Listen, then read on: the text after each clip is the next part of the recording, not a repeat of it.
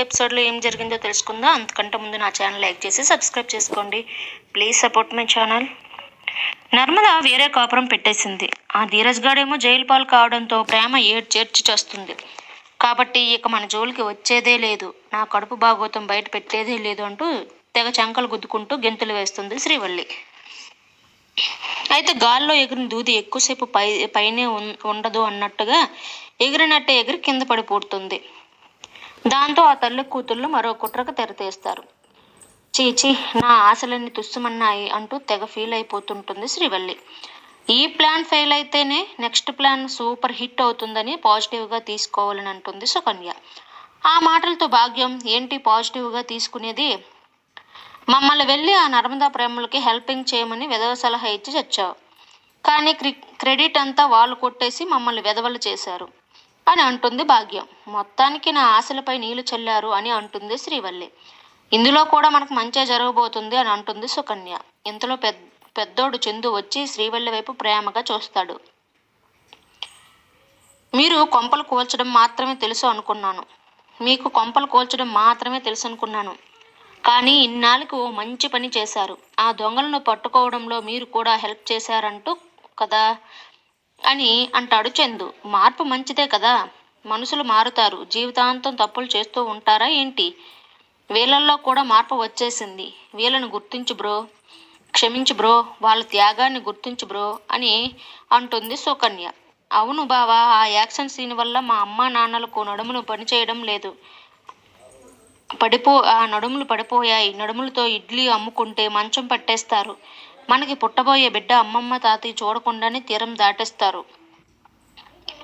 వాళ్ళు అలా తీరం దాటకుండా ఉండాలంటే నువ్వు మీ నాన్నని రైస్ మిల్లుకు తీసుకుని వెళ్ళాలి, మా నాన్నని రైస్ మిల్లుకు తీసుకుని వెళ్ళాలి అని మెలుకు పెడుతుంది శ్రీవల్లి. ఇక భాగ్యం అందుకుని, చూడండి అల్లుడు గారు, మీ మామయ్య గారి రైస్ మిల్లులో పని చేయించి మేము ముద్ద తినడానికి పుణ్యం కట్టుకోండి అని ప్రాధాయపడుతుంది.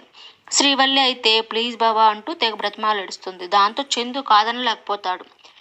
ఆకలికి ఇబ్బంది పడుతున్నారని జాలిపడి ఒప్పుకుంటున్నాను, ఒళ్ళు దగ్గర పెట్టుకొని బుద్ధిగా ఉండాలి, అక్కడ ఏదైనా తేడా జరిగితే అస్సలు ఊరుకోను, రేపటి నుంచి రైస్ మిల్లుకి రండి అని అభయమిస్తాడు చందు.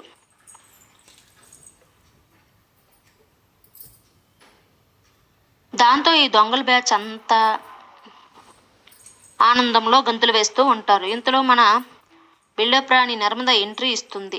నాకు డౌట్ వచ్చింది, మేము ఆ రౌడీలను పట్టుకోవడానికి అంత కష్టపడితే మీరు కరెక్ట్ టైంకి అక్కడికి ఎలా వచ్చారు అని అడుగుతుంది డౌట్తో.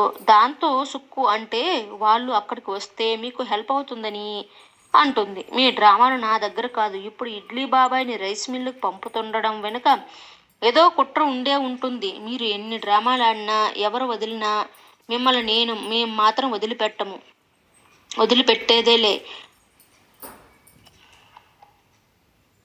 ప్రసక్తే లేదు, అది గుర్తు పెట్టుకోండి అని హెచ్చరిస్తుంది నర్మద. ఇక భద్రావతి తనకు జరిగిన అవమానానికి రగిలిపోతూ ఉంటుంది. ఇంట్లో ఉన్న సామాన్లు విసిరి కొడుతుంది. ఆ పిల్ల బచ్చాగాడు నాకు వార్నింగ్ ఇస్తాడా? ఆ భద్రావతి అంటే దానికి కారణం భద్రావతి అంటే దానికి కారణం మన ప్రేమే అక్క, ప్రేమే వాడిని రిలీజ్ చేయించింది అని అంటాడు సేనాపతి. ఆ రామరాజు గారిని ఏం చేయలేకపోయామంటే ఇప్పుడు వాడి కొడుకుని కూడా ఏం చేయలేకపోతున్నాం. ఇంత డబ్బు పలుకుబడి ఉండి కూడా ఆ కూలోడు కుటుంబాన్ని ఏం పీకలేకపోతున్నాం అని రగిలిపోతుంది భద్రావతి. దానికి కారణం మన వాళ్ళే అక్క, మన వాళ్ళే మనకి శత్రువులు అవుతున్నారు. అప్పుడు వేదవతి, ఇప్పుడు ప్రేమ. మన వాళ్ళపై పగ తీర్చుకోవడం కాదక్క, ఆ ధీరజ్ గాడితో వేరు చేయలేం అని మనకే వార్నింగ్ ఇచ్చింది అని అంటాడు సేనాపతి. నాకు ఇప్పుడు అర్థమైందిరా సేనా, మనం గురి పెట్టాల్సింది ఆ ధీరజ్ గాడి పైనే పెడతాను, వాడిపై గురి పెడతాను. ఆ రామరాజు గాడు అన్నాడు కదా, నా కుటుంబంలో ఎవరికైనా కష్టం వస్తే కుటుంబం మొత్తం అండగా నిలబడి కాపాడుకుంటామని.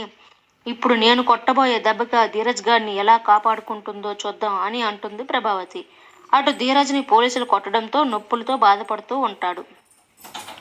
ఇంతలో ప్రేమ వేడి నీళ్లు తీసుకుని వస్తుంది కాపడం పెట్టడానికి. ఇక ప్రేమ చేతికి ఉన్న గాయాన్ని చూసి ఎమోషనల్ అవుతాడు ధీరజ్. ఇలా ఒకరినొకరు ప్రేమను పంచుకుని ఆలస్యం చేయకుండా సాంగ్ వేసుకుంటూ ఉంటారు. ఇంతలో నర్మద ఎంట్రీ ఇస్తుంది. నాన్న ధీరజ్, నువ్వు ఇంత చిన్న దెబ్బలకే అల్లాడిపోతున్నావు, కానీ నిన్ను అరెస్ట్ చేశారని ప్రేమ వాళ్ళ పుట్టింటికి వెళ్ళి బీభత్సం తెలిస్తే ఇంకేమైపోతావో అని అంటుంది నర్మద. ఏం చేసింది వదిన అని ధీరజ్ అంటే జరిగింది మొత్తం పోసగుచ్చినట్టు చెప్తుంది నర్మద. ఆ రోజు ప్రేమ ఏ రేంజ్లో యాక్షన్ చేసిందో చేసి మరీ చూపిస్తుంది నర్మద. ఒక్క డైలాగ్ కూడా వదిలిపెట్టకుండా చెప్పి ప్రేమ, చూసావా ధీరజ్, నీ భార్య నీపై ఎంత ప్రేమ ఉందో అని అంటుంది. ఏమే రాక్షసి, నా కోసం నీ వాళ్ళని కొట్టడానికి వెళ్ళావా అని అడుగుతాడు. నా భర్తని బాధ పెడితే నా వాళ్ళని ఏంటి, నా వాళ్ళైతే ఏంటి, ఆ దేవుడైతే ఎదిరిస్తాను అని అంటుంది ప్రేమ. దాంతో ధీరజ్ ప్రేమ చేతుల్లో ముద్దాడి ప్రేమను కురిపిస్తాడు. హలో బాబు, ఇక్కడ నేను ఒక దాన్ని ఉన్నాను, నేను వెళ్ళాక మీ రొమాన్స్ చేసుకోండి అని పంచులు వేస్తుంది నర్మద. ఇక నర్మద వెళ్ళిపోయిన తర్వాత వాళ్ళు అలా రొమాన్స్లో మునిగిపోతూ ఉంటారు ధీరజ్ ప్రేమలో. అటు చందు రైస్ మిల్లుకి రెడీ అవుతుంటే శ్రీవల్లి వచ్చి దువ్వెనీటు ఇవ్వు బావా, నేను దువ్వుతానంటూ తెగ దువ్వేస్తుంటుంది. ఇప్పుడు సూపర్ ఉన్నావు అంటూ మెల్లగా ముగ్గులోకి ద్రాగుతుంటుంది. దాంతో చందు, ఏంటి తెగ ప్రేమ నటిస్తున్నావు అని అడుగుతాడు. అయ్యో బాబా, భర్తకి భార్య సేవలు చేయడం ప్రేమ కదా, నాటకం ఎలా అవుతుంది? పైగా ఈ రోజు నుంచి మా నాన్నని రైస్ మిల్లుకి తీసుకుని వెళ్తున్నావు కదా, అందుకే నీపై ఉన్న ప్రేమ రెట్టింపయింది అని అంటుంది శ్రీవల్లి. సడన్గా ఈ దువ్వడం ప్రోగ్రాం ఎందుకా?